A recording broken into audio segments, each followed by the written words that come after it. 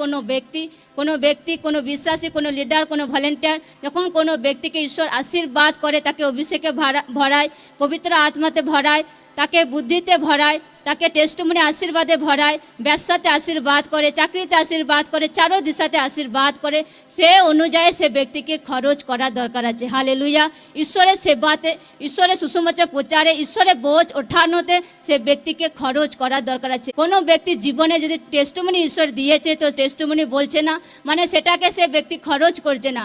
Bible বলছে যখন কোনো ব্যক্তি তার টেস্টমনিকে বলতে থাকে তো আরও নতুন নতুন টেস্টমনি সে ব্যক্তির জীবনে জন্ম নেয়। কোনো ব্যক্তি অভিষেকে ভরছে, সে ব্যক্তি আত্মিক বুদ্ধিতে ভরছে, তো সে ব্যক্তিকে অভিষেকের সহিত হ্যান্ডবিল নিয়ে সুসমাচার দেওয়ার দরকার আছে। সে ব্যক্তি যখন বলতেই থাকবে তো তার জীবনে যেটা অভিষেক, যে বুদ্ধি, যে আইডিয়া আরও বাড়তেই থাকবে। হালেলুয়া।